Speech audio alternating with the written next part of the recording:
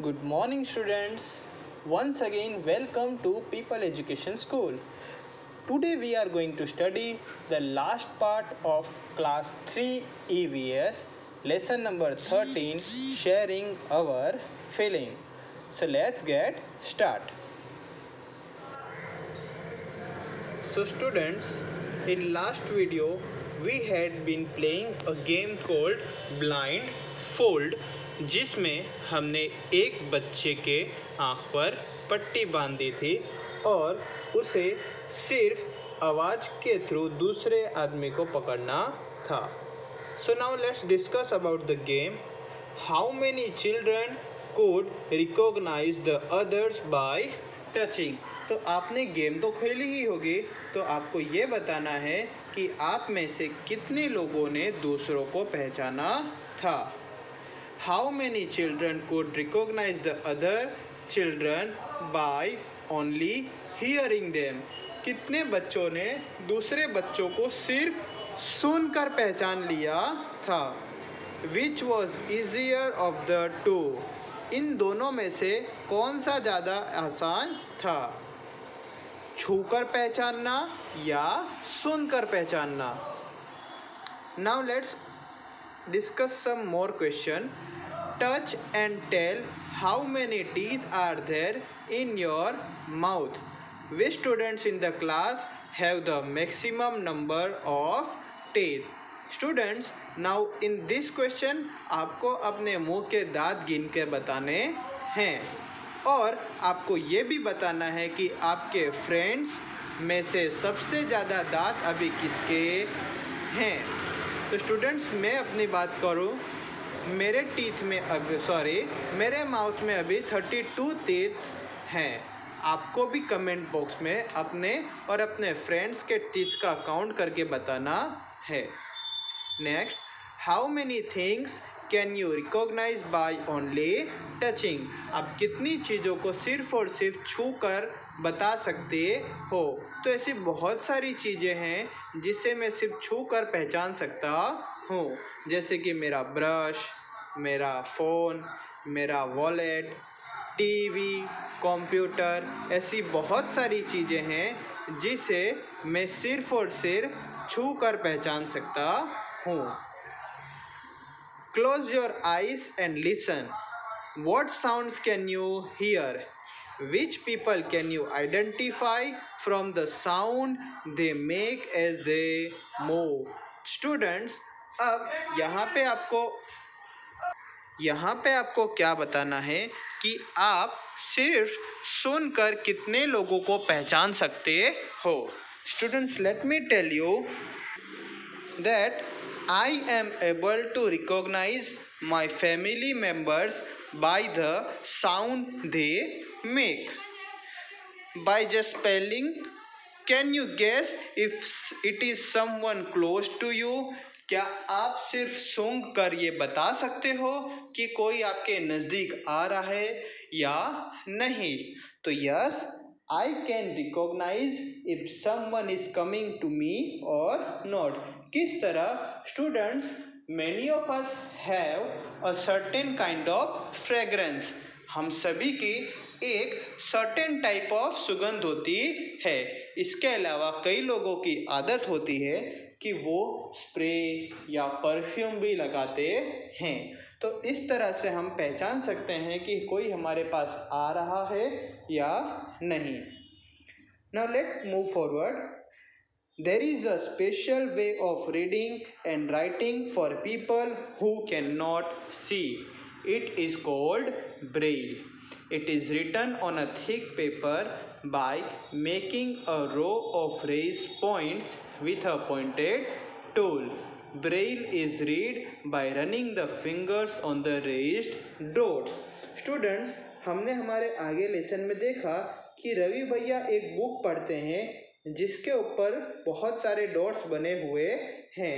You can also see the books in the picture. तो students, ये जो book है वो ब्रेल लिपि में लिखी गई है. स्टूडेंट्स, अब ये ब्रेल क्या होता है? Braille script is a script for the people who can not see, जिसमें सभी लेटर्स के लिए एक पैटर्न के अकॉर्डिंग डॉट्स रेज किए जाते हैं। उसमें ए के लिए अलग तरह का डॉट होता है, बी के लिए अलग तरीके का डॉट होता है। इस तरह सभी के सभी अल्फ़ाबेट्स के लिए एक अलग अलग पैटर्न में डॉट्स बने होते हैं, जिसे कोई भी आसानी से पढ़ सकता है। Let us see whether it is difficult or easy to recognize a shape without seeing it. क्या आपको किसी भी शेप को बिना देखे पहचानना आसान होगा? नहीं। अगर मैं किसी शेप को नहीं देख सकता तो मैं उसे पहचान भी नहीं सकता। Take a sheet of sandpaper, make a shape on it by pressing a piece of thick wool or thick thread on it. Ask your friend to close her or his eyes and identify the shape by running her or his finger on the sheet. Ask your friend, was it easy or difficult? अब हमें करना क्या है students, एक sheet of sand paper लेकर उसके ऊपर एक शेप बनाना है। वो शेप हम किस तरह बनाएंगे, जो सैंड पेपर है उसके कुछ हिस्सों को थिक वुड से प्रेस करके। अब हमें हमारे फ्रेंड को कहना है कि उस शेप को आइडेंटिफाई करना है। Now ask your friend to make a shape on the sandpaper in the similar way. Now you identify it by filling with your fingers. अब सेम चीज़ हमें हमारे दोस्त को करने के लिए कहनी है और हमें खुद वो शेप आइडेंटिफाई करना है। So student, this is a very difficult task to identify the shape while it is on sandpaper. Take a thick piece of paper. Make an outline on the paper with the help of a compass or needle. Make a dots at short distance on the outline drawn.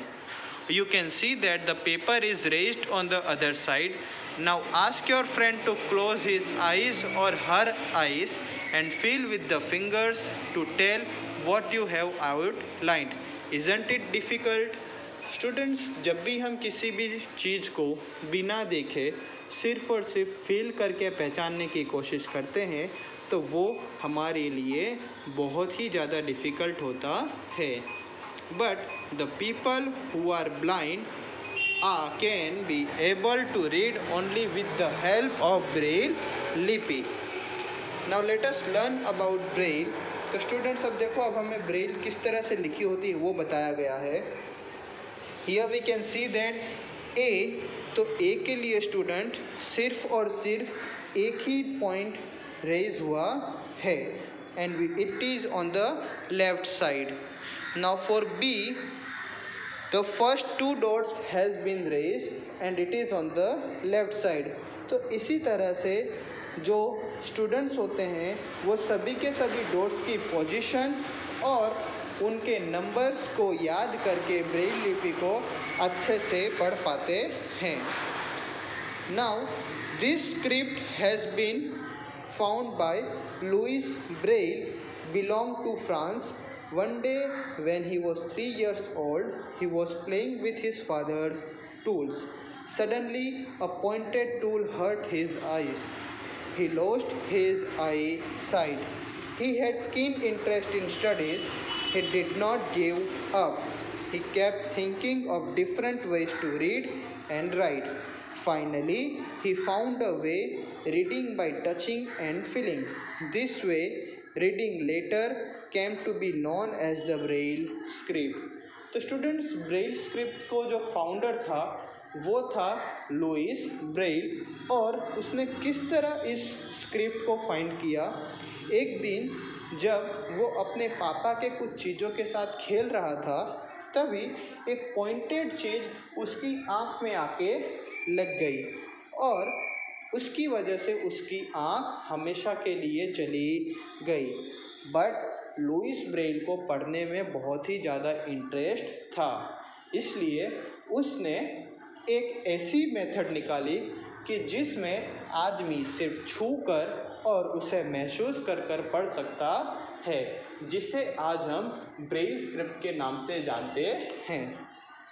In this type of a script, a row of raised dots are made on a thick paper.